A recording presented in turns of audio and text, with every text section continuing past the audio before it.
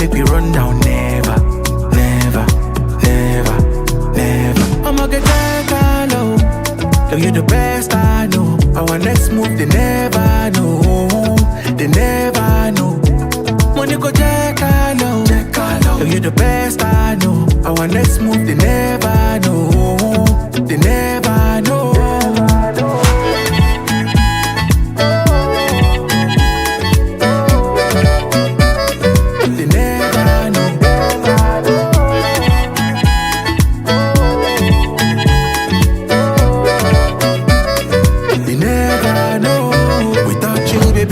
Go too rough, so you know, girl, I be feeling this love. Even when I'm down, you wanna wait in this up. It's not blessing, I'ma not be luck. Baby, nobody feel there like you. I said nobody feel make me feel the way you do. I'ma get that low. Girl, you the best I know. Our next move, they never know. They never know. Money go check low. Girl, you the best I know. Our next move, they never know. They never know.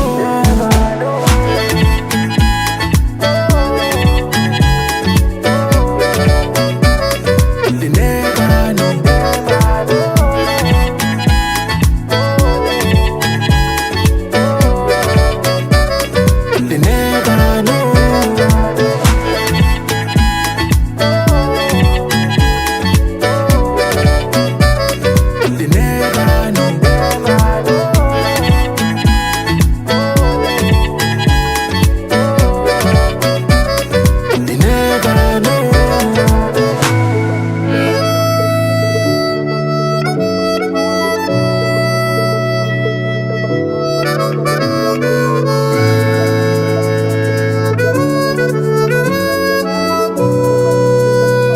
They never know.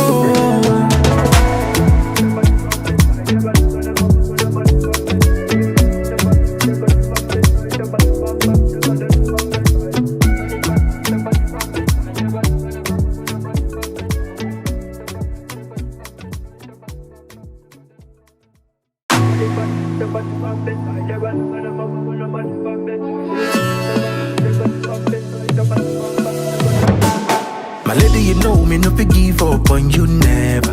Wanna be with you forever, forever, forever, forever. Oh baby, where we they go? Now forward and far, backward never. Them they pray make we run down. Never, never, never, never. I'ma get that low. Girl, you the best I know. Our next move, they never know. They never know. Money go check low. Girl, you the best I know. Our next move, they never know. They never know.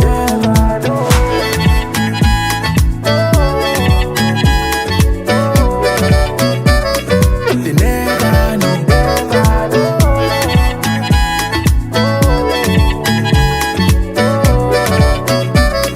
They never know.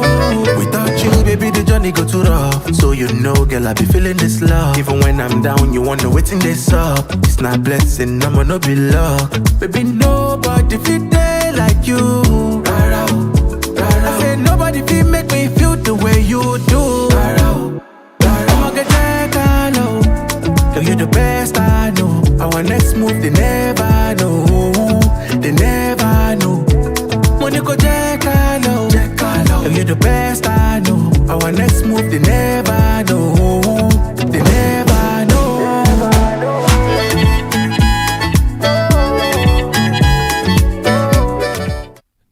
Check 1 2. Hi everybody, we're back on the Hohner YouTube channel. Thank you for tuning in. Unusual time, but we got a very special guest tonight from the other side of the world, at least for me here in Germany. It's Monday evening, 10 p.m. right here, and we're gonna hear about the time over there very soon, because this is episode 151 of the Hohner Live interview series. We're gonna do, I guess, like 3 more interviews, and I mean, at the latest this summer things are gonna change completely here, so you can stay excited about stuff. And today I'm joined by Vignesh Chandrasekaran. Chandrasekaran. I hope I pronounced that right. Good try. That's That pretty was a good try. There was a, Yeah. let's say, B- or something. No. A+. That's great. Who's a fantastic harmonica player, educator, and also community builder, who's been instrumental in growing the harmonica scene in his region. He's in Singapore right now, and alongside his professional career in IT, he performs internationally and teaches and dedicates just a lot of energy into the instrument and connecting and inspiring players. So, Vignesh, thank you so much for joining us tonight. Thank you for having me. Yeah, this Konstantin. morning. It's a pleasure. It's a very early morning. It's a Tuesday morning here. That's so crazy. Like, what's the exact time over there? It's exactly 5:04 a.m. here. 5:04. Yeah. 5:04. That's a good time to wake up. Especially for you. I'm working on it. Yeah. Yeah. Oh yeah, there's Andre in the chat. Yeah, I joined your challenge. Nice to see you guys. Cool. Yeah, we got a challenge coming up every single month, and this time okay. it's a Valentine's harmonica challenge, sort of playing love songs. Ooh. Okay. You got like a favorite love song to play on the harmonica? I do. Do you know this film called Cinema Paradiso? Oh yeah, of course. Yeah. The love theme. The love theme is one of my favorite tunes to play. I think love themes are always very interesting to play. When you talk about love, right, there's a few layers of emotions. There's some that's just all about the joy of it, the glee of it. Yeah, but the really that's good not ones, everything. that's not everything. The really good ones explore the duality of love, right? Like part of it is the kind of the pain and the intensity of it alongside the joy and all the happy feelings that you feel. I think that kind of complex feeling is always I think music is always one of the best ways to express them. And the particular love theme from Cinema Paradiso is so like it's so joyful, but at the same time it's so quietly intense, if that makes sense, you know. Like it's such a beautiful melody. Yeah. It's a beautiful melody. That would be a really good choice for the challenge. I'm gonna let everyone win who's gonna play that. Yeah, definitely. It's so good. I like to perform it wherever I go. It's a great piece. Yeah, I mean, this is like very early in the stream right now, but do you mind playing the first few notes of that? Like, what's the key of that? Sure. It's in B flat, I think.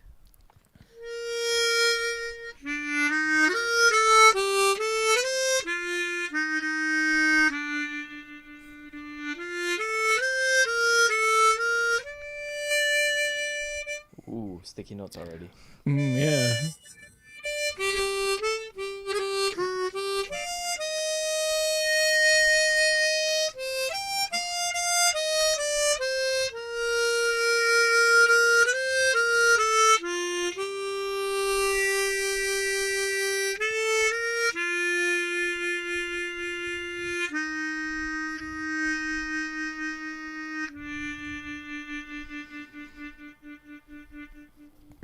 That's the quick version of it, yeah. Yeah. Right to the ending. Yes. And I feel like there's not too many harmonica players who play this melody. Unfortunately, not there yet. could be more. Yeah. Let's inspire more. Yeah, I feel like it's very expressive. The harmonica is very suited for that kind of thing. It is. And that particular key, I mean, I can talk about this more later, but I think there are a few keys, at least in the chromatic harmonica, that's more natural to play. This is one of them, though. It's written in a key that's very easy to play.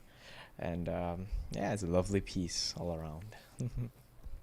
Exactly, yeah. Do you play other key chromatic harmonicas at all? No, almost not at all. I've been wanting to get into it, especially after seeing C.Y. Leo perform the Mendelssohn Concerto, the third movement. And I think he got inspired by Antonio Serrano, who like at the World Harmonica Festival, he was like, you know what, nowadays I'm playing all key chromatics because I want to take advantage of the chordal possibilities and stuff and double stops and it really sound opens the up way a lot I want to sound like, you know? Yeah, there's a few different schools of thoughts, right? I mean,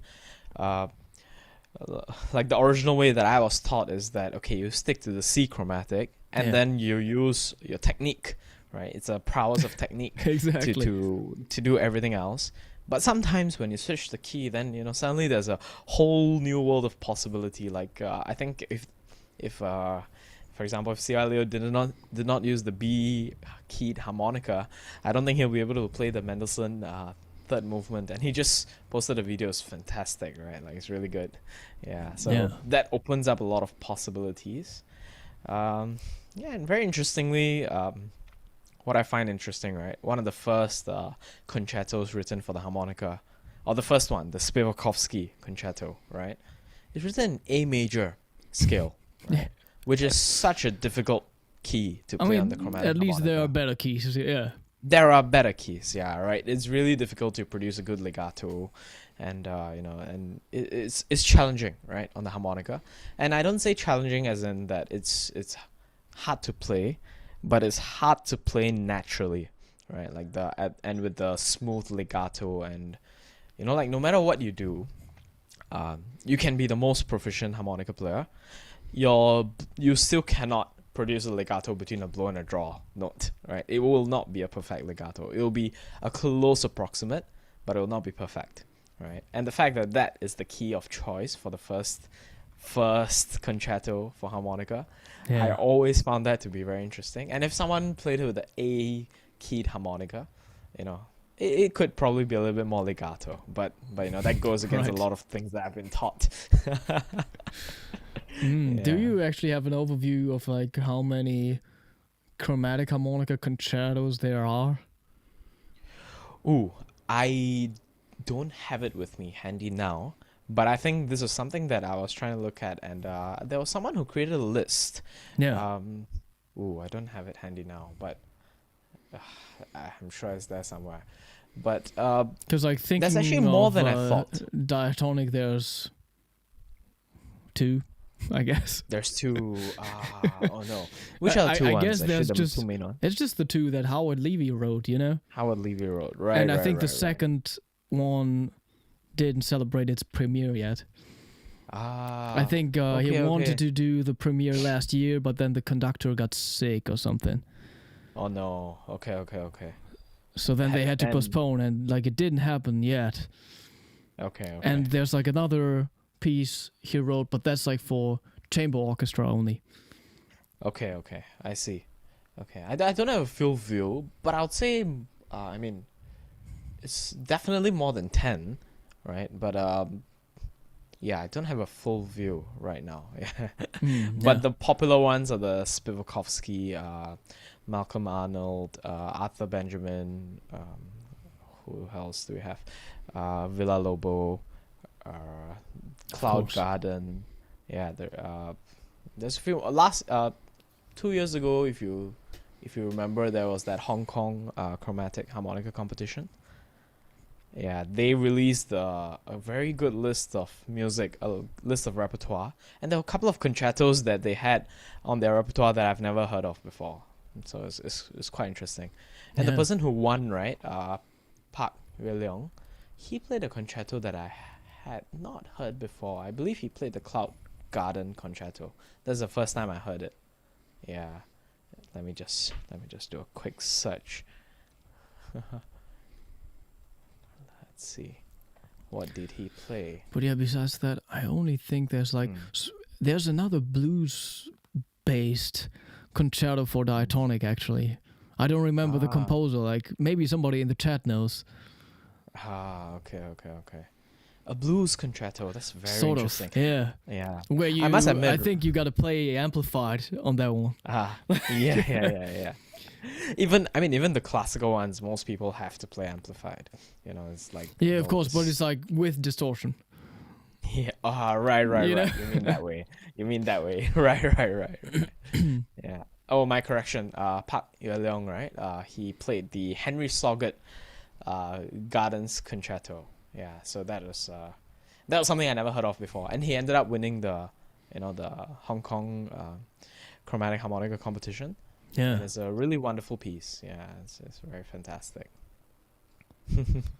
Yeah, that's an interesting topic to start things out with. This wasn't planned, but Yeah, definitely not. it's very exciting talking about those kind of things. Because it's Yeah. like so much about the, I don't know, like the growth of the harmonica and Hmm. the harmonica taking place in like concert halls all over Yeah. the world, you know? Hmm. So that might be a way how people can explore the instrument and start out themselves. But like, how about you? When did you first discover the harmonica, and what drew you to the instrument? I think this would be a very typical Asian stereotype, but I was forced into it. Oh yeah, So it's I'm not sure how you do your music education in Germany, but in Singapore they typically use the recorder, right? Is that same. same, right? But they do have some special programs, right? So for example, when I was in primary four, so this is when I was 10 years old, my school, for some reason, decided that for 1 or 2 years, instead of using the recorder, we'll use the harmonica, right? So that was my first introduction to the harmonica. So Oh yeah. everybody alongside me also learned the harmonica. But in particular, I was I must say I was a rebellious kid, right? So my parents did not enjoy me playing the harmonica. It was one of Oh those yeah. cheap, yeah, one of those cheap instruments.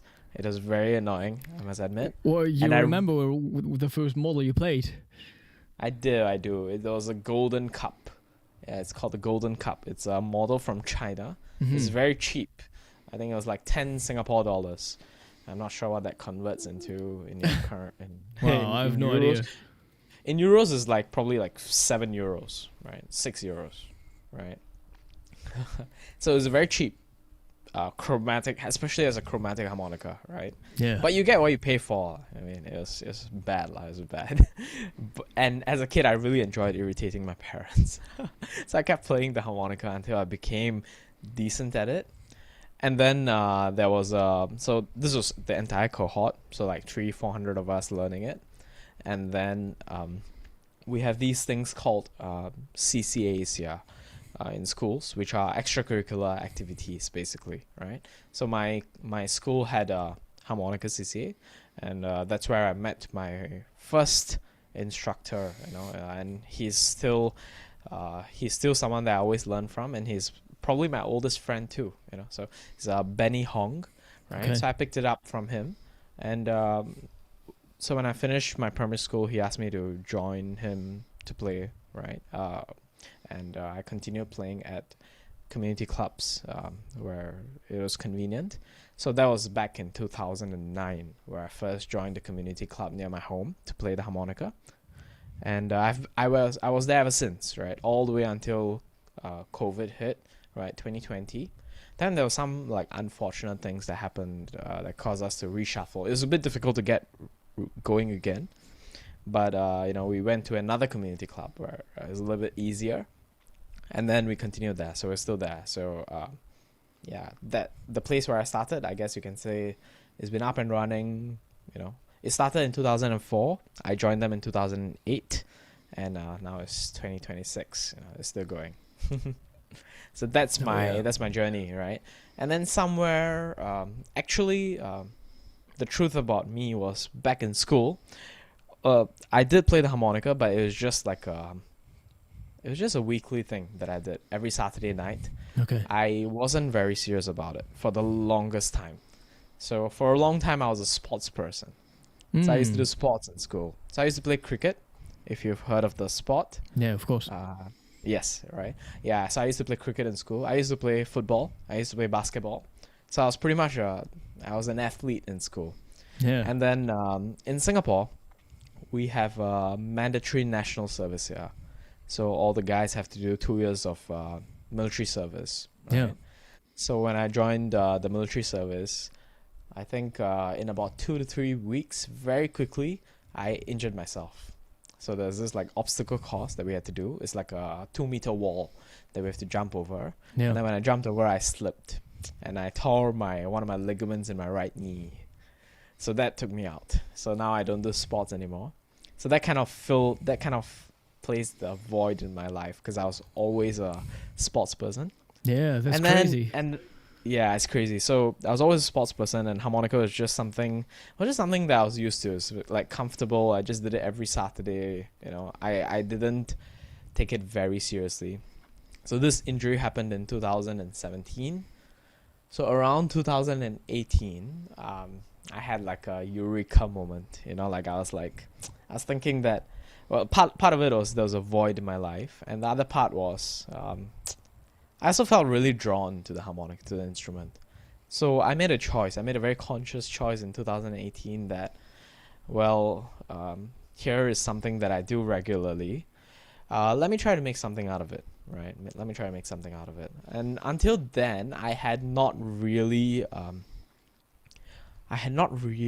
been very serious about it. So until then, I had no idea who was Tom. Like, I didn't know who was Tommy Riley. I didn't know any of these concertos. I didn't know that harmonica classical music was such a big thing, right?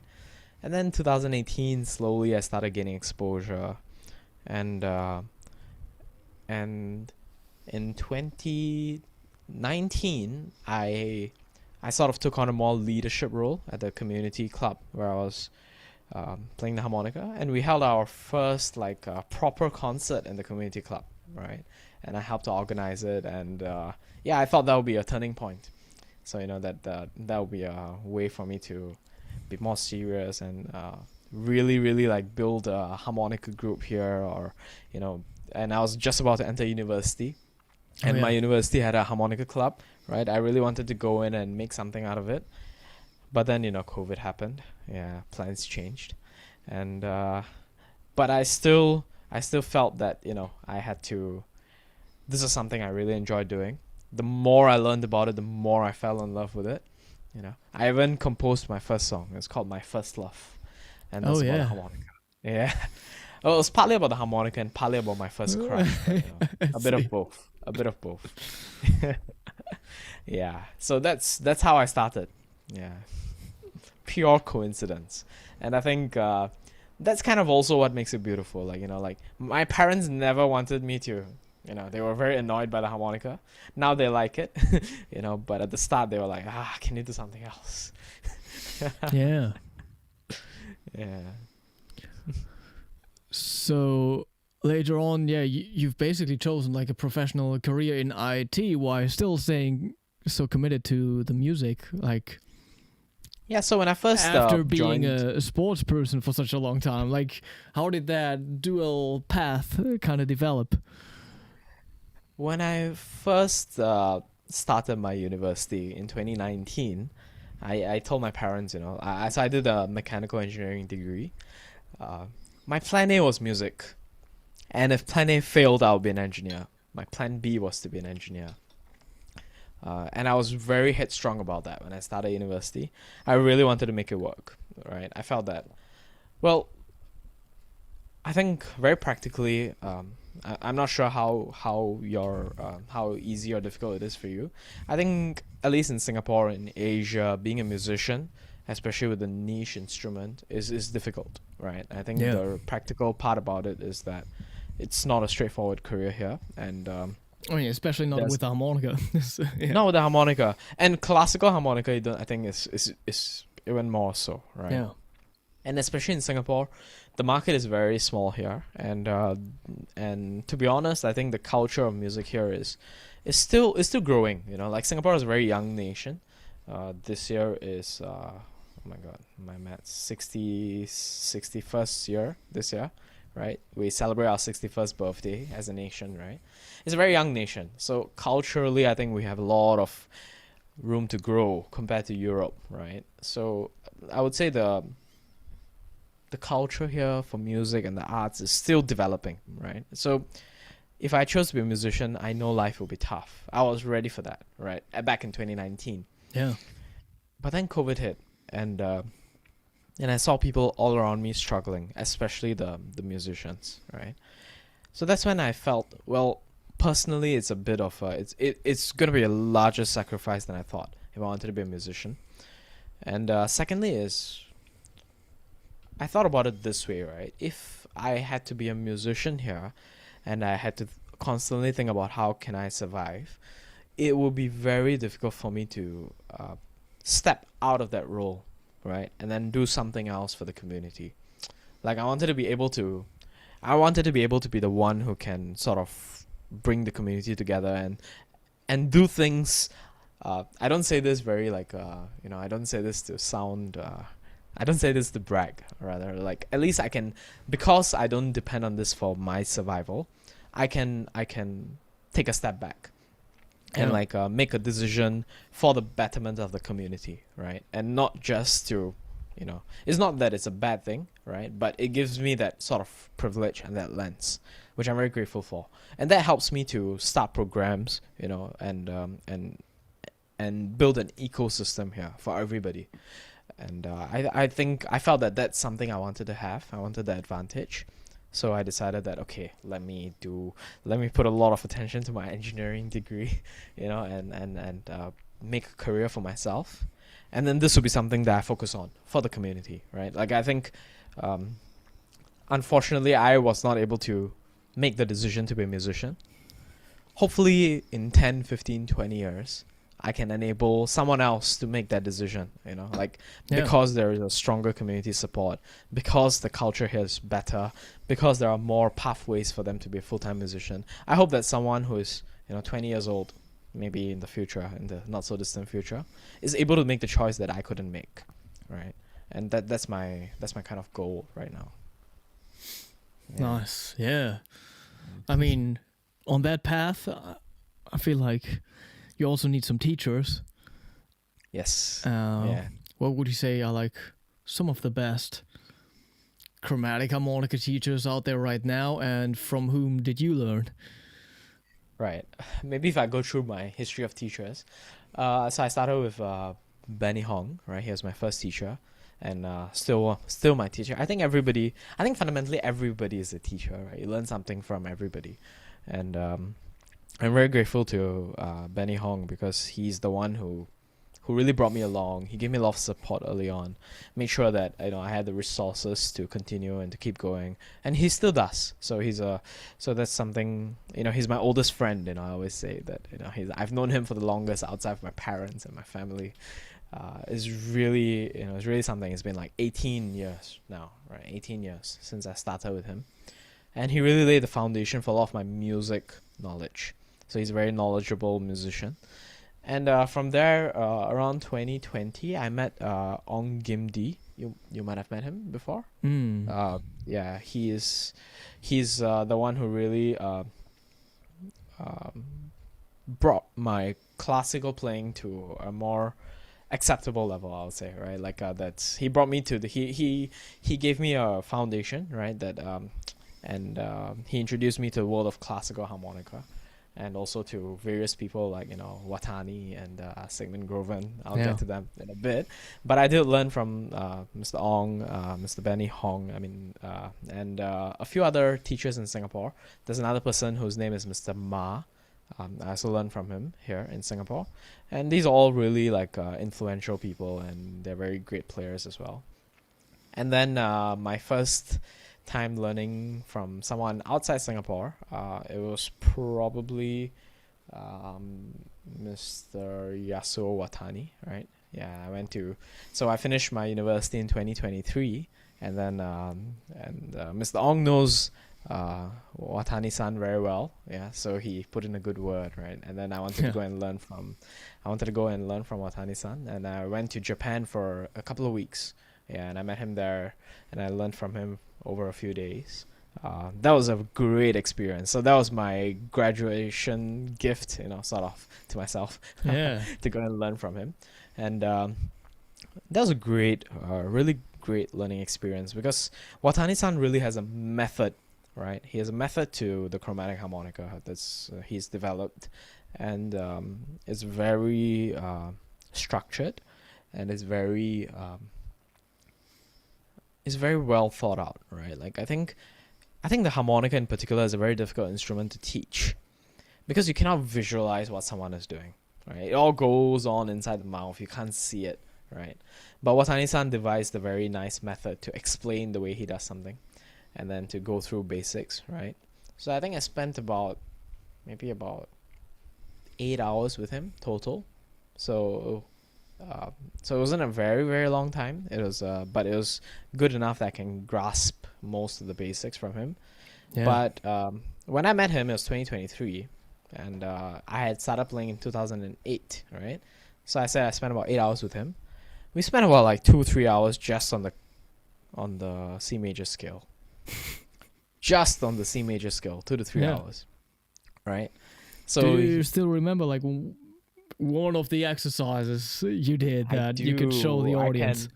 I do. I mean, so the C major scale, Watani-san's principle, right, which is something I've adopted as well. I think the hardest thing to do in a chromatic harmonica is to play legato. Yeah. That is the hardest skill, right? I don't say that lightly. Obviously, there are many, many difficult things to do. But fundamentally, if you think about what is the most mechanically impossible thing to do, it is to play a legato, right? Because legato means that you have to play two notes joined together, right? And how do you play a blow and a draw note joined together? No amount of genius can do that. It's a mechanical difference, right? As chromatic players, we try to overcome that difference, or we try to circumvent it, but we cannot ignore it. Like, it exists. It's right in your face, right? So that's what he was trying to teach me when you play the C major scale, right? So within the C major scale, you have like very, very, I don't know, this might be very technical, and I hope That's good. the viewers don't find it too boring. But essentially, you have a few different changes, right? Like, you have a blow to draw. So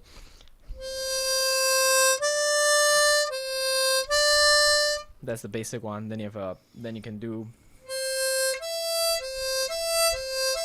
you're blowing, but you're shifting your hole.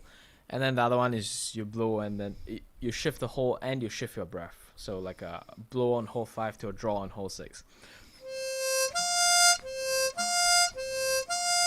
And of course, when you bring in the slide, then you have a few different combinations. So basically, we just went through all of these combinations, and Watani-san was like, "You're not playing legato enough." Yeah. Which is true, and I'm still not. I'm still probably not. And even Watani-san himself was saying that it's a lifelong endeavor for him, right, to play more and more legato every day, right? Because you will, by definition, never hit the perfection, right? Never hit a pure legato. You just try to get as close to it as possible. So the main thing that I learned from him was breath control, right? Diaphragmatic breathing, right? That's the most important one. And actually, I have it here. So I took down notes, like, so he has very like instructive notes for, okay, how do you play legato?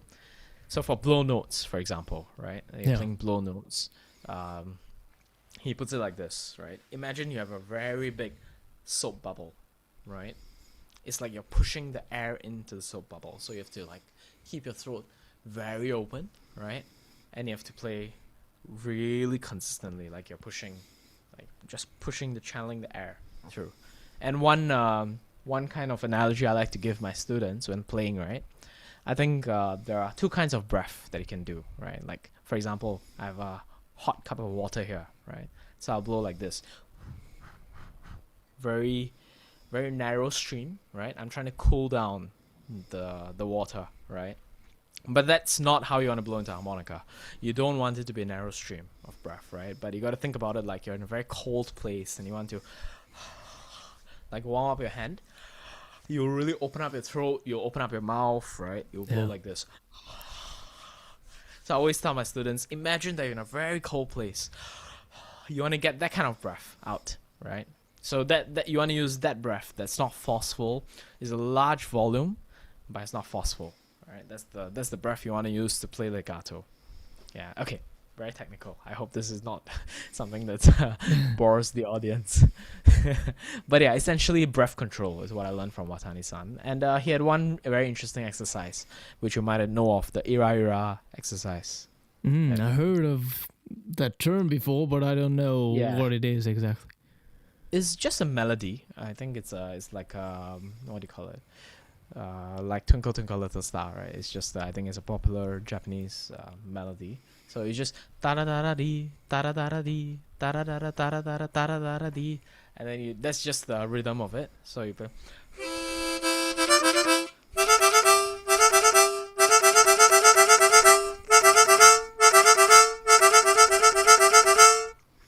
it's just the I rhythm. heard that a billion times from chromatic players before. Yeah. Yeah, correct. It's Watani-san's brainchild, right? That is the most fundamental way to practice your breath control, right? So just now I was doing the blow and the draw. Yeah. So it's to make sure that each note is even, right? So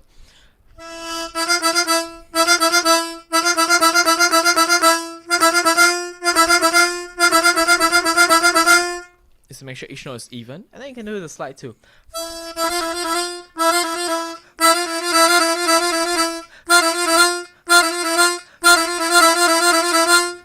Right, so Yeah. essentially you're practicing the And you know, the- like I run into problems as soon as I gotta blow with without the slide and draw with the slide and stuff like that. You know.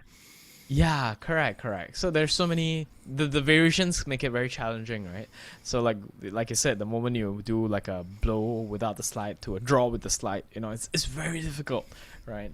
And it's difficult not because it's just technically challenging, but because you it has to sound as natural.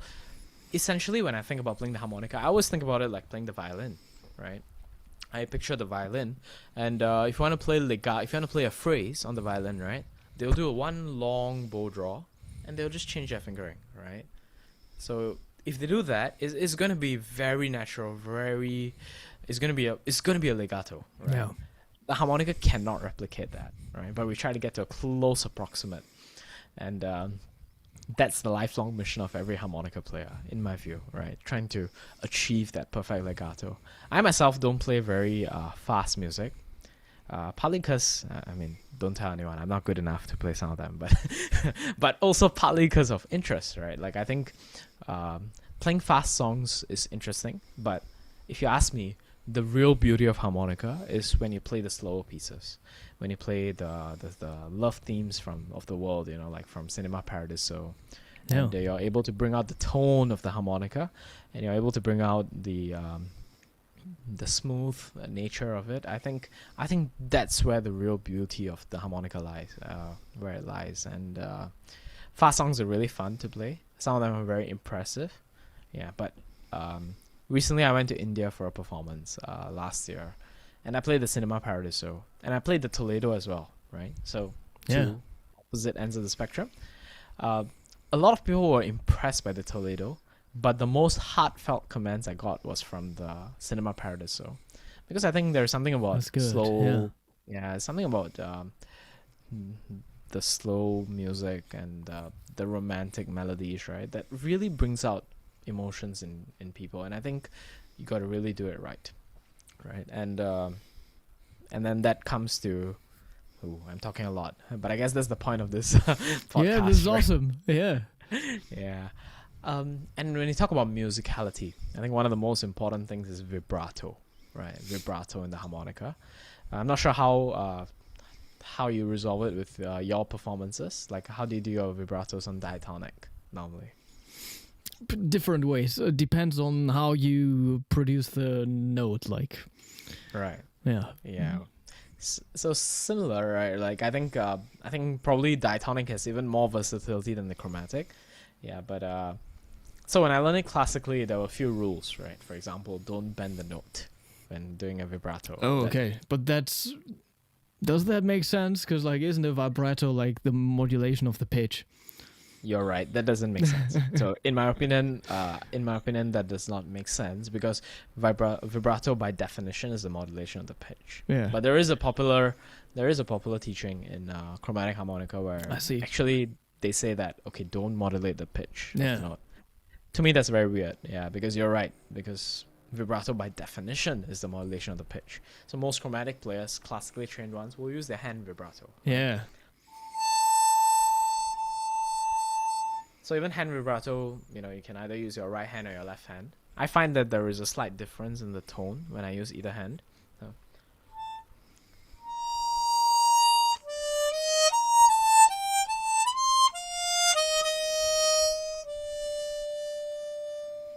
So I normally use my right hand vibrato for the starting and the ending notes, Yeah. because I find it's a little bit more delicate.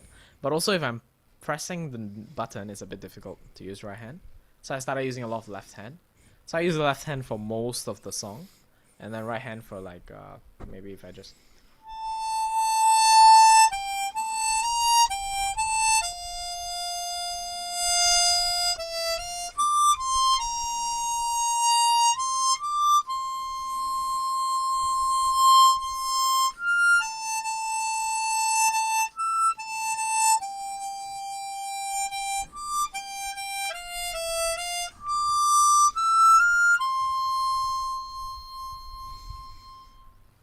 And if you notice, I use it quite sparingly. Like, I don't think it's very nice if you do this. Like, oh, sorry. If you do this.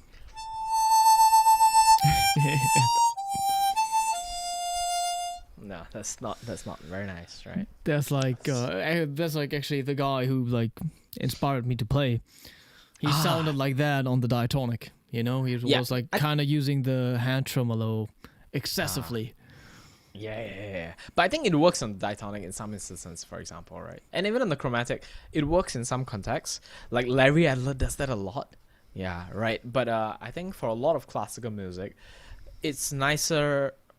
Nowadays, I like to say that less is more. You know, like so you try to do lesser, and you try to propagate the natural sound of the harmonica, which is something that Sigmund follows.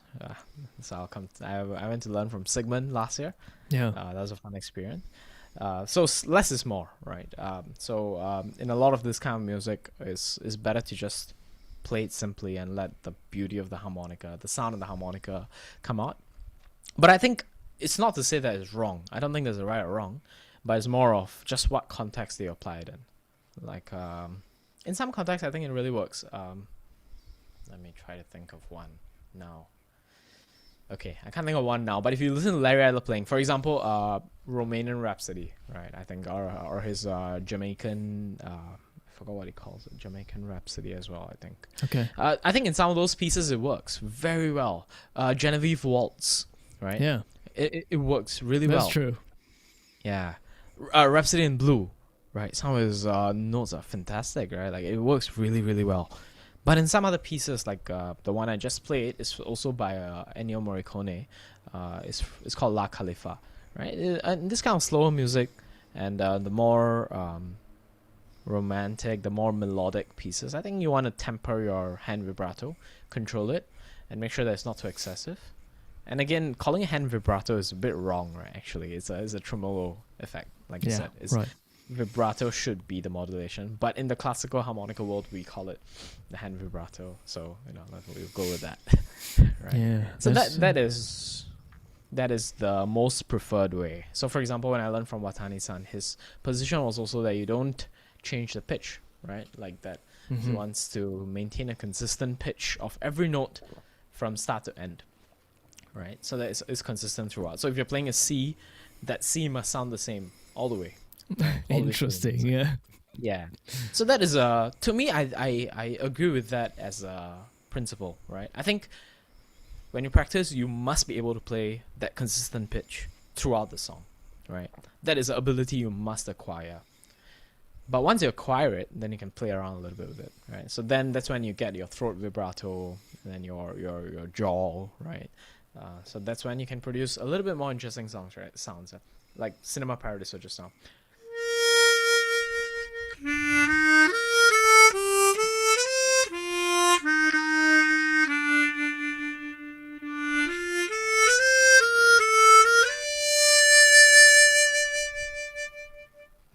Like no hand vibrato, right? But it kind of works, right? It works. Yeah. And from what I learned as well, like I think this is something that I heard that Tommy Riley used to say, that because Tommy Riley does a lot of throat vibrato himself, but he only does it for notes below the middle F, on the chromatic harmonica. So he felt that if you use a throat vibrato, it's very nice for the notes below the middle F, but for the notes above the middle F, it doesn't sound doesn't sound that good. Like Yeah.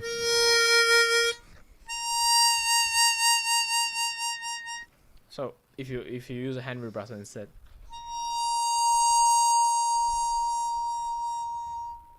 Right, it's a little bit more elegant, and I tend to agree with him actually, because I think the reeds are shorter, right? So I think you can't do as much on the higher region. So you try to keep it simple. And I think when you keep it simple, it sounds really amazing. Yeah. So just a few schools of thought, right? So I think vibrato is a very interesting topic to me. I've explored it to a great extent. And if you must know Gordon Lee, right, from Hong Kong as well. Yeah. He has a very nice way of doing a vibrato from his diaphragm, which is very similar to how flautists, flute players kind of do their vibrato. I tried learning it from him, but not very successfully, I must say. But his vibrato is also quite nice. So I like to really pick out the different kinds of vibrato that different players use and try to incorporate that. I think a vibrato is a very instrumental part of music. And then the harmonica is still very underdeveloped. And for better or for worse, there is no right or wrong in harmonica classical music as much as it is in other instruments. Because That's true. people don't agree. Like what one person says, right? Maybe another person does not agree on it, right? So at least in other instruments, because they've been around for so long, there is an agreed way, right? Most people follow like the ABRSM model. They have a particular way of playing, right? And they teach only that particular way. For better or for worse, the chromatic harmonica, you do not have that one particular way. Everybody teaches it differently. Do you use puckering? Do you use tongue block? Do you use U-block? You do use U-block. Okay, I didn't know U-block was a thing until recently, actually. Yeah. So do you use U-block? I guess like one of the best. But no, like he's like lip pursing. But he was like, when I met him, Philip Achille, he was like, he uses the U-block like further back in his mouth, kind of. Ooh. I've never met Philip Achille. How's he as a person? Oh, it's been a while. I mean, that's been at the Estonian Harmonica Festival probably 10 years ago or something. Okay. I've heard his music. He's a fantastic player. And he's a student of James Hugh, right? If I'm not wrong. But that's what I heard. Yeah, I could be wrong. There's some stuff in the chat. Teeth block. I'm not sure if that exists. Teeth block? Yeah. I'd have to learn that one. Sileo uses tongue vibrato. What do you think of that type? Yeah, that's exactly what I'm using, actually. So Okay. I'm using. So,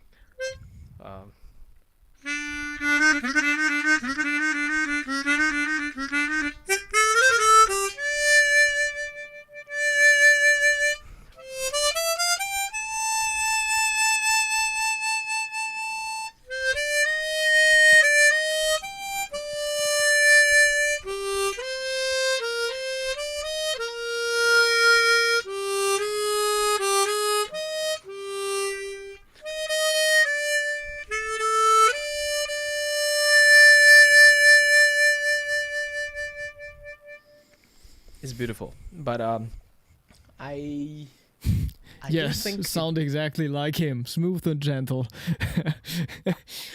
sounding like Sewa Leo is one of the best compliments I've gotten, but it's probably not true. He sounds really beautiful. Let's try to get through more. There's Sure. Pamela. I haven't decided on the chromatic harmonica yet. Can you recommend some harmonica models? That's a great topic. I love that topic. The market of chromatic harmonicas is very interesting now. Like, it's really changing. The one I'm using here, this is the Pole harmonica, right? So this is you must have you seen this? I'm not sure. Okay. So this is made by George Polestad. It's a silver instrument, and he started making it after the first silver instrument was made by Hohner, right? The Hohner Silver Concerto is still in production today, and so originally this was made by story time. There's a very interesting story. So originally Tommy Riley used to play on the 270, the Hohner 270, right? For a very long time, he was okay with that. Then I believe there was this piece that was composed for him, the Prelude and Dance by Robert Fanon, and he tried it on the 270, and he was like, "No, I can't use this instrument. Like, it's not good enough for me to get through the whole piece and play it dynamically and to play it well." So he went out and got his own silversmith to make him a silver instrument. So he did it all by his own, right? and then he brought it to Hohner, and then he asked Hohner, "Hey, can you make me a silver instrument?" And that's how the silver concerto started, right? And then Sigmund was also using the Sigmund Grovin. He was a student of Tommy Riley. He was using the silver concerto for a few of his concerts, and then this person called Georg Polestad, he was present at one of those concerts, and then he said, "Hey, that sounds nice, but I can make this instrument better." He was an engineer, right? And then he worked on this for many, many years, came out with many iterations, and he produced the pole harmonica, or pole harmonica. And this So is what... that one 14 or 16 holes? No, only 12 holes. Oh, it's just 12. It looks so big. Yeah, interesting. This 12. Yeah. I mostly only use 12 holes now. I do have 14 hole and 16 hole. Let me take it out.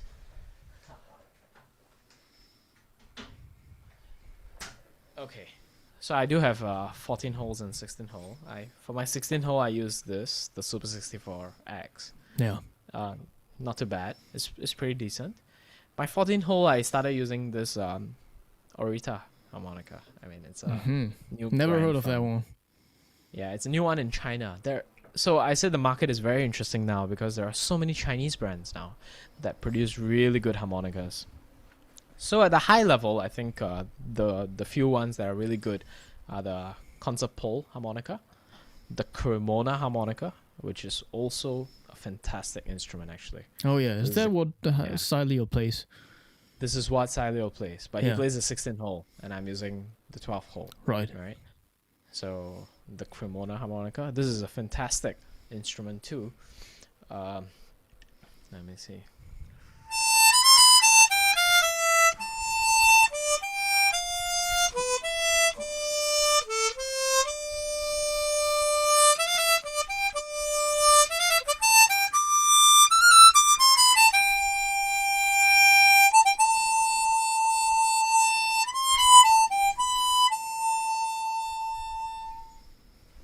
So is this something you play tongue blocked, or are you a lip purser? Tongue block. Yeah. Oh yeah. I used to play the lip pursing, or puckering method, we call it, right, for a very long time, and then now I'm on tongue block. But to answer Linda's question, right, so you have a lot of harmonicas at the top end, right? Your Pole, Cremona. There's a Kepler brand of harmonicas too. And then you have the Hohner and the Suzuki's, right? Hohner produces good, I think, still very good mid-range kind of harmonicas. Obviously, it depends on whether you're looking for a 12-hole, 14-hole, 16-hole, right? Yeah. So if I'm talking about 12 holes, I'll say, Hohner and Suzuki do pretty decent ones. You have your Seidel as well. But I'm very impressed by the new suite of harmonicas from China. They are really good. They're really good. Like this pole concert pole harmonica is really expensive. It's really expensive, right? And there is a harmonica made in China that's like 1/10 of the cost, and it plays pretty well, right? Yeah. Yeah. I'm not sponsored by anyone, by the way, but like there's this harmonica called the Luna harmonica by JDR, right, in China. It's mid-range harmonicas. I'll say it's like in US dollars, maybe it's like 400 to 500. So it's still expensive for most beginners, but at that price range, it's a very good harmonica. And then if you want something that's really beginner friendly, right, the ones that I recommend to my students now is your East Top models, right, like the Forerunner and even a few others. There is a new one called the Rhapsody. That was really good. They showcased it in the Asia Pacific Harmonica Festival in 2024. Really impressive. And that's like it's like $200 if I'm not wrong. Yeah. And then the Forerunner is like $40-$50, right? Yeah. So you have if you ask me, for the beginner range harmonicas, China is winning by quite a lot. And then you want the mid tier, you can look to Hohner or Suzuki, right? And then for the upper end, you want to go for your custom makers, right? Like Cremona. Unfortunately, Georg Polestad is, I believe he's like 84 or 85 this year, so he does not make these harmonicas anymore. This harmonica, actually, I bought it from my teacher, Mr. Ma. I think his name is inscribed here, actually. Okay. Yeah. Yeah. So I got it from him because he stopped playing 12 holes. He started playing 14 holes. So, fortunate for me. So I purchased it from him. Yeah, so that will be my really long answer to a seemingly simple question. There's It like depends on your more range. options than ever. Yeah.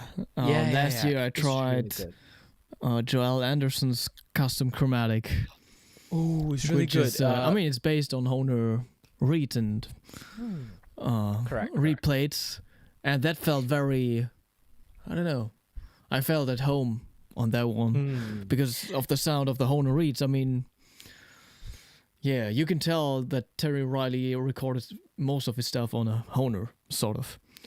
Yeah. I think the reed technology is something that no one has quite figured out yet, right? So the reeds themselves, Hohner does them the best, right? The reed plate. So for example, even for this harmonica, the reed plate that is on this harmonica is the Hohner Silver Concerto reed plate. Okay, yeah. Right. Yeah. So everything else is custom made, but the reed plate, right? So I think the reed plate is something that other companies have not quite figured out yet. My take on this is that I think the first one is material, right? I think Hohner reeds are brass reeds, right? Whereas most other makers right now, including I think Suzuki and E-Stop, they use bronze reeds. Oh yeah. For whatever reason, right? Bronze or I think copper even, but mostly bronze. I think so. Bronze, I think it sounds a little bit sharper. There's some stainless steel reeds. I do not like those harmonicas with stainless steel reeds. Although Franz Schmel's harmonica was stainless steel reeds, right? He liked them for the durability. Yeah. But I don't particularly enjoy the sound. I would much rather just replace the reed if it gets broken. So it's so I think brass reeds are the way to go. And I think there's a few other dimensioning on the Hohner reeds that they just got correct that other people have not figured out yet. So I do love the Hohner reeds. The sound of the Hohner reeds I think are still world class, and I think are still top notch, right? That is the one kind of shortfall of the other makers. Yeah. Yeah, things kind of get interesting. Yeah. So many options out there in every in every part of life. So Yeah. Andre asks, what do you think of half-valved chromatic harmonicas for better bending? Okay. I mean, the main rule that I learned in classical harmonica is don't bend the note. but that's- half-valved harmonicas are, I agree, they're very good for bending, and they're also very good for beginners because you don't have to deal with the problem of sticky valves. Dealing with the problem of sticky valves is very, very complex, right? So I mean, I don't have a very strong opinion on this, but generally, I mean, Hohner reeds sound the best, and they are all like fully valved mostly, right? So I think valving is more of, it doesn't, in my opinion, that's not the main blocker to the sound quality. The sound quality is mainly on the reed plate construction and how the reed is, and the material to reed and all that. Whether it's valved, not valved, or half valved, I think affects the playability. So I think if you're a beginner, going for a half-valved or a non-valved harmonica makes sense. And then you progress your way to something that's valved to experience it. And then you can pick which one is easier for you. But I think you'll find if you're looking for sound quality that, since my opinion is that the Hohner reeds sound better, they are usually valved. So yeah, I can't say that it's a causation, right? It's not that they sound better because they are valved, but they sound better and they are valved. So you learn to deal with it. Yeah. Yeah. Okay, here's something different by Pamela. How long do you practice each day or week? Are there times that you just play and don't necessarily focus on practicing? Yeah, I must confess, I haven't been practicing of late very often. I mean, I work full-time in tech, right? Yeah. So that occupies the majority of my time, as it should, right? And then I also spend a lot of my time on like community initiatives. And there's, in Singapore, we have this society called the Harmonica Aficionados Society, Okay. which is kind of the go-to place for all the harmonica players here. I help to run the society as the vice president. So like that kind of takes up a lot of my time. I wish I could practice more, when I was in university, right, I was preparing for the Hong Kong chromatic harmonica competition. I used to practice about 4 hours a day. Yeah. That was a lot. That was a lot of time that I used to spend. And then I think I met CY Leo around that time, and I learned from him. And I was telling him, I practice 4 hours a day, and I'm still not getting good results. And he was like, well, you're not getting good results because you don't practice 6 hours a day.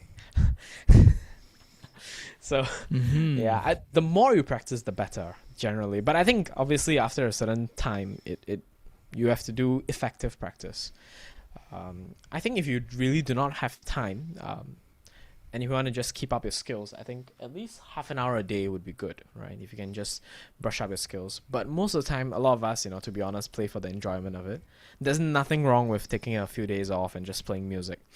Just the music you enjoy. Because at the end of the day, that's why you play music, right? If you have an ambition to be a full-time musician, I would say practice is a non-negotiable. But if you're not, and then, you can afford to take it a little bit easier. I try to get in half an hour a day now. But it's a struggle, I must say. Yeah. And I'm planning to take part in I hope I can. I'm planning to take part in the Asia Pacific Harmonica Festival this year. Hopefully I'm prepared for it. Yeah. Nice. Yeah. Yeah. And then also, end of last year, you went to the Pune Harmonica Festival in India. Yeah, that was a shocker. Where I was kind of supposed to go, but like it was just too much happening in December, so I couldn't make it. But now I really want to make it. Like, tell me and all of the audience about this. Have you been there before? No, I have no idea. That's why I'm asking too. I had no idea too. So Yeah. I was born in India, but my parents moved to Singapore when I was very young, maybe like 5 or 6. I was already in Singapore, and I've been in Singapore my whole life, right?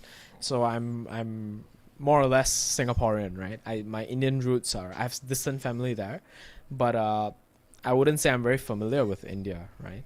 So having said that, around November last year, I was in India for a friend's wedding, right? Yeah. So I went over, and when I'm back, I see a message on my Instagram, and this message was a few weeks old at that point, so I missed it. It was in like a separate folder, right? Right. It's from this person, Sunil Patel, right? And he had sent me a message saying that, hey, we're having this harmonica festival in Pune. If you're free, please come over. And I texted him, hey, I just came back. I was just in India. I just came back. And it was next week. It was the following week, right? Oh yeah. And then he was like, oh, but I mean, to his credit, he sent that message very long ago, like in October. I just did not see it, right? And then this was in December. I only saw the message like 1.5 weeks before. And then I was like, okay, this is really cool. But the thing is, I had no idea who he was.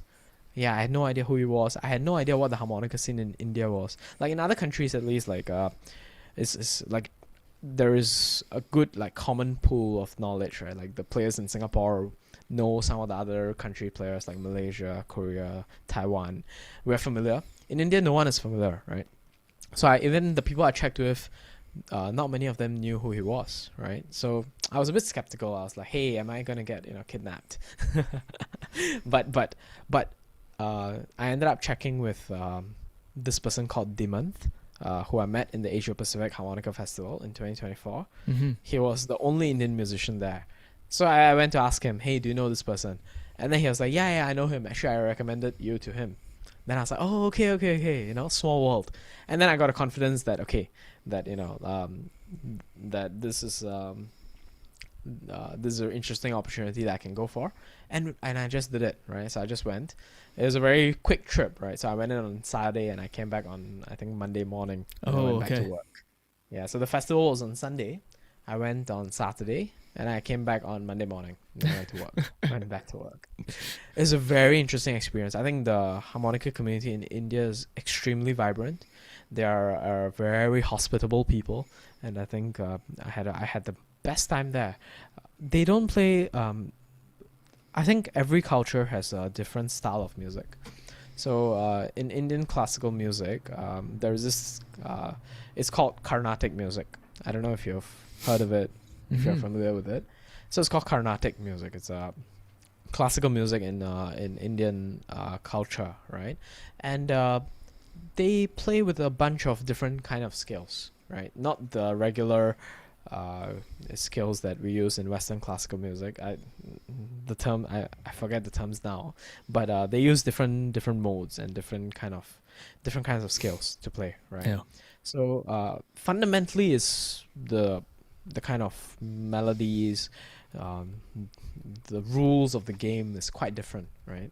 So when I heard them play, they were very skilled, by the way. Like, they were very, very skilled. Even there were a few other guest players there from different parts of India. They're younger than me, probably better than me. They play really well, right? And but it's different. It's a different kind of music. So you get exposed to. They play with a lot of Indian instruments. There's like an Indian drums that's called tabla, and they play with a few other instruments, right? So it's a very interesting experience, and it's a very different kind of music. And I must say they are very skilled. And I think I told them, if you guys get a chance, come to the next Asia Pacific Harmonica Festival, the next World Harmonica Festival. Let people hear your music. Like it's really wonderful. Yeah. And you should go. You should go the next time. I really want to, yeah. Because Yeah. I think even my grandparents already still have really good friends over there. Ah, I see. And I could even stay there for super long if I wanted to or something. And You should. Yeah. I also produced a song, or even more than one song, for a singer from there, like a pop Bollywood kind of singer. Oh, okay. Yeah. And it would be cool to link up with her too, Who's the singer? Her name is Rashmeet Kaur. Schmidt Kaur. Okay. And I will I have guess to look she's it up in later. Mumbai. Okay. Yeah. So the place I went to was Pune. Which is, how far is it's about- Pune from Mumbai? So I landed in Mumbai airport. So it's about 3 hours from there. Oh yeah, I see. Yeah, so quite nearby. So yeah, I would love to look that up later and then listen to the music. Yeah. It's wonderful. I think it's a wonderful experience, and that's I mean, ethnically I'm Indian, right? So I feel a bit guilty that I haven't explored the Carnatic music, the Indian classical music. But fundamentally it's difficult with the harmonica, because Indian classical music uses a lot of bending to go between your notes, right? Yeah. So I think at some point, Brendan Power, right? He made a custom harmonica for Indian classical music that's easier to bend, and he changed some of the notes, right? So that you kind of have the positioning is easier. So on a typical chromatic harmonica, you cannot achieve the same kind of effect. But yeah, Brendan Power made a really cool harmonica that can do that. Yeah. Yeah. Let's check the chat real quick. Andre asks, how many members do you have in your society? Is it for all harmonica players, chromatic and diatonic, etc.? Yes, it's for all harmonica players, but primarily chromatic, I think. Not because we are biased, it's just because that's just how it is. That's just how it is, yeah. Yeah, we have more chromatic instructors. Like I myself, I don't play the diatonic harmonica. I would love to get into it at some point. Yeah, but most of them are chromatic players. So this society was formed in 1996. I was born in 1998, so 2 years older than me, right? Yeah. So it's been running for very long, and I think in Singapore, it's 30 years this year, by the way. Yeah, right. So in Singapore, it is a challenging environment, I would say, to kind of to keep that community going. So what I notice is that, like, this is not unique to Singapore, but in most of the Asian countries, right?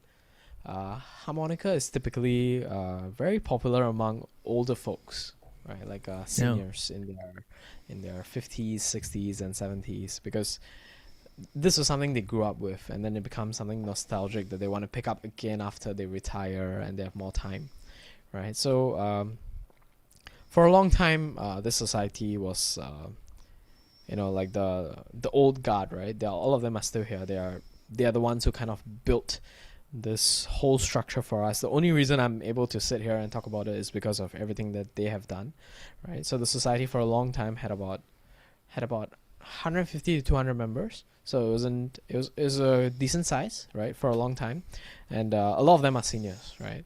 So I joined the society in 2020, and one focus for me has been to bring in more young people into the society and really grow Of the course, society yeah. very aggressively. So now we are about 300 people in the last. So we doubled the size in about 1.5 2 years period, right?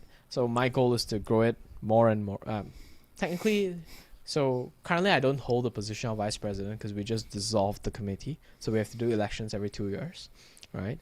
So if I do get back in, right, I mean, my goal will be to grow the community to much bigger size, at least in the next 2 years, at least 500 people. So, you know, we can really galvanize the community together. And it's, you know, it's very interesting. It gives me the opportunity to run a lot of programs. So the one I did, right, where my school forced all of us to play harmonica, that's what I'm doing now. I'm going around to schools, Yeah. going around to principals, and I'm like, hey, can you force your students to play the harmonica too? Essentially, Right. you know, so bringing the harmonica program to different schools, to different community clubs. So we opened groups across various community clubs, you know, in the last 4 years, and yeah, it's been a real privilege to do that, and yeah, hopefully it keeps growing. Yeah. Nice. There's also Boris Plotnikov in the chat, fantastic player from Russia, and Oh. he just explains again, like for half-valved chromatic, you can produce strong half-tone bands on holes 1, 3, 5, 7, 6, 11, and so on. Yeah. Yeah. Yeah. Again, For I'm- full-valved chromatic bands are not as stable. Yeah, of course. However, you can bend every note and bend really deeper. Yeah.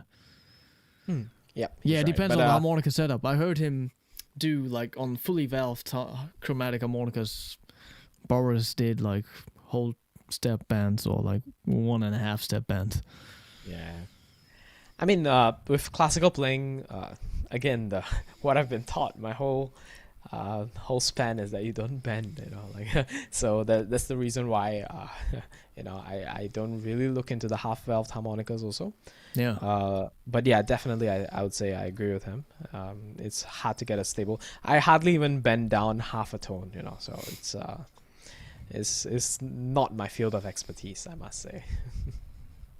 Okay. Yeah. These are some good questions. Yeah, people are already inspired now to pick up a Fantastic. chromatic harmonica. Yeah, you know what I noticed is there's no Singaporean in the chat, you know, because it's 6 a.m. Obviously. Yeah. Yeah, that's interesting. Do you have like any other, what are like your musical influences outside of harmonica? Like stylistically and, I mean, maybe specific artists? I don't play any other instrument. Yeah. I tried, but you know, it was a bit too much. I felt that if I was going to do something, I would want to do it all the way, right? Like if I picked up another instrument, I just generally do not have enough time to focus on one more instrument. So I decided that I'll spend most of my time on the chromatic harmonica. But I think whenever you play any instrument, it's always useful to look at every other kind of field and take inspiration from there. My natural first inspiration was the violin, right? My favorite classical piece is the Tchaikovsky Violin Concerto. It's so beautiful, and there's this violinist whose name is Jascha Heifetz. Oh, yeah. Yeah, you know, I think most people know him. He plays on the Guarneri violin. It's so beautiful. Like it's very hard for me to describe how beautiful it is. I listen to it almost every day. You know, like really like almost every day. When I go for a run, I listen to the Tchaikovsky Violin Concerto and I go for a run. People think I'm very weird, you know, but it is what it is. I love the sound of the violin. They say that the violin is the closest you get to the human voice, right? So I think that's something I try to mimic on the harmonica. I love the cello, right? The cello players play really good music. And, you know, the Elgar Concerto. There's one more that I like, but I forgot the name. Yeah, but the cello music is very beautiful. And I think one more instrument that's stylistically a little bit similar. Okay, let me see if this is the right way to phrase it. Or rather, I would say the music written for this particular instrument is easily playable on the harmonica. Is the oboe. Right? Oh, okay. Yeah, not that it's not similar mechanically at all, but the oboe, I find that music that's written for the oboe is typically written in the flat keys. And on the harmonica, the flat keys are much easier to play than the sharp keys, right? So when I look for pieces I want to play, I look for example, the Marcello's oboe, is it the concerto? Or maybe it's a string quartet. Yeah, Marcello's oboe concerto, I believe. It's very nice to play. There's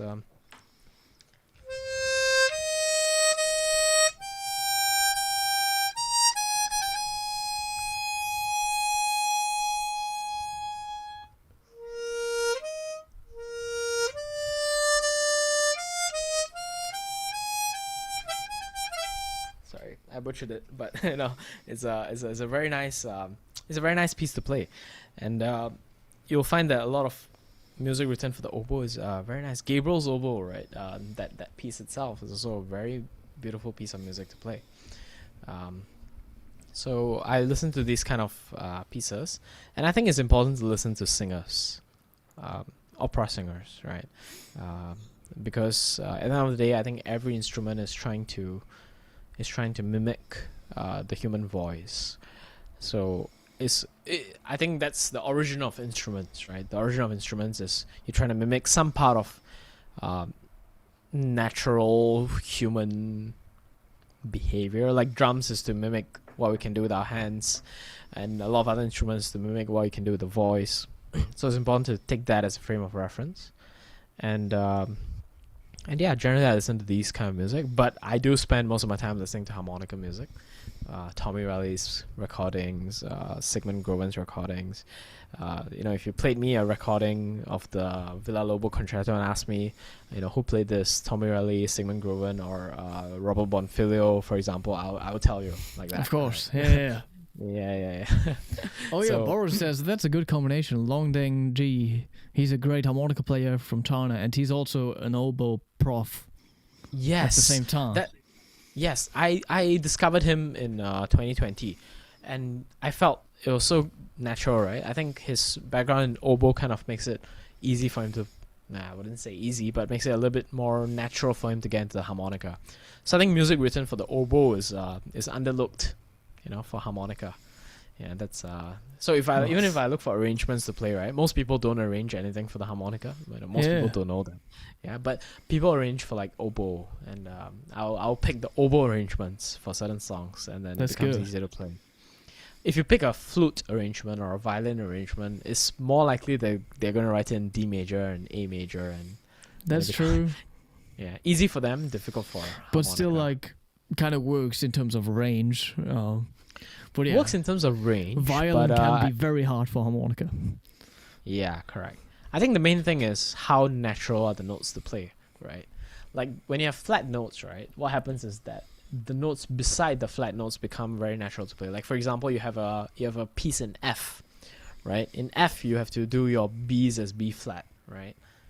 And then your B flat to a C is a very natural note, and your B flat to a A is also a very natural note. Like you're just drawing. Right. Yeah. So the legato becomes a lot simpler, right? Whereas if you're doing G major, you got an F sharp. E to an F sharp is difficult, right? It becomes the legato is more challenging, and even if you do it perfectly, it's still not the same, right? And then F sharp to G, right? So those are, that's why I think the flat keys are generally easier. So if I arrange a piece, I will usually try to keep it to, even if it's in a G major, A major, I'll convert it to an A flat major, then a little bit easier. Yeah. Nice. These are some good thoughts. Man, I think I'm also gonna look into some pieces written for oboe. Yes, you should. If I want to do something on chromatic. Yeah. Yep, definitely. Yeah. That's nice. I tried to put like a few links into the description box so people can follow what you're doing. on your website, Facebook, Instagram, YouTube? Like, what's your main platform? Mainly YouTube, I would say. So that's where I upload most of my performances. And Instagram, Facebook, I use it more as a community kind of channel where I try to publicize everything that I'm doing on the ground. And very interesting. So we are starting a group for seniors in one part of Singapore. So that's something that I'm working on. And so those kind of initiatives kind of go on my Instagram and my Facebook. The website, very interestingly, I was like, so originally when I was in university, when COVID first happened, right, I decided to do a little venture. I opened my own business. It's called Ace Harmonica Academy, right? So at the time, I wanted it to be an online harmonica academy. I got a bunch of instructors. If you look for it now, you won't find it, unfortunately, because I closed it down. But my intention was to use that as a way to align harmonica education. You know how I said people don't agree on harmonica education, right? Like there is no standard, there is no ABRSM for the harmonica, right? So that's something I think has to change. Like I think we need a standard, right? Even if some people disagree, you need most people to agree on it, right? So in Singapore, under HAS, we just started we are doing our own examinations. So we started this in 2020. So we follow the ABRSM style. So we have 2 pieces that you need to play, and then you got to do your scales and arpeggios. Then you got to do your oral test, and then you got to do your sight reading. So these are the 4 elements of your ABRSM exam. If you do any other ABRSM, like for your violin or your piano, right, you have to do these 4 assessments. So we have constructed a similar framework here. A few people from overseas have asked me about it, but we are not ready to kind of bring it overseas yet. But we're trying to get the foothold in Singapore. And, it's quite unfortunate. I mean, even in Watani-san was telling me in Japan, they don't have a system of like examination. China recently came up with one, but it doesn't follow an ABRSM standard by my understanding. Like, I think it's important to establish a kind of standard for the chromatic harmonica, right? So that's something that we're working very hard on at HAS. And hopefully it propagates. I hope to see in my lifetime an internationally agreed upon standard of playing the chromatic harmonica, at least classically. And then from there you can have other things that spin off, right? So so mainly YouTube to answer your question. Nice. Yeah. Yeah. All right. Thank you everyone for tuning in tonight. Check out the description box for the YouTube and all that stuff. We talked about this before, playing out the chromatics and then C. Yeah. Yeah. I typically don't, but I hope I get into it. Yeah. And then also there's the information about the Valentine's Harmonica Challenge in the description box, which is going down on Sunday, February 22nd at 6 p.m. German time. And I mean, in the end, I kind of suggested everyone to play My Funny Valentine, which is a beautiful jazz ballad, but you're allowed to play any love-related piece out there. Maybe the love theme from Cinema Paradiso, which would be beautiful. You really should. And that's a great piece. Yeah. You might just win if you play that. Yeah, you're going to get some bonus points doing that. So we got another Hohner Live next week on Thursday, if I remember correctly, where we're going to talk to Cocky Siegel. And that's it for now, everyone. Most of you have a nice evening or have a nice Tuesday morning. Yeah. Thank you, Vignesh, for joining us. Bye-bye. Thank you for having me, Konstantin. It's a pleasure. Thank you, everyone.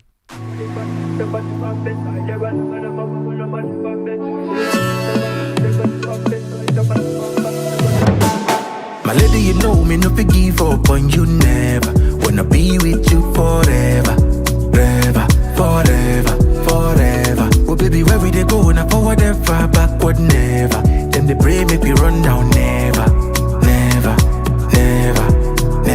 I'ma get that low. Girl, you the best I know. Our next move, they never know.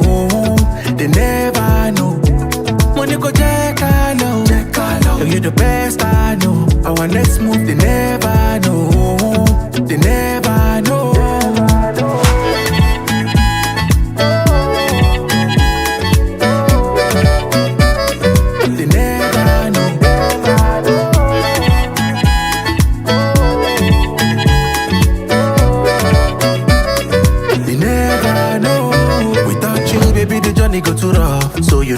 girl, I be feeling this love. Even when I'm down, you wanna wait in this up. It's not blessing, I'ma no be luck. Baby, nobody feel there like you. I said nobody feel make me feel the way you do. I'ma get that low. Girl, you the best I know. Our next move, they never know. They never know. Money go jack low. Girl, you the best I know. Our next move, they never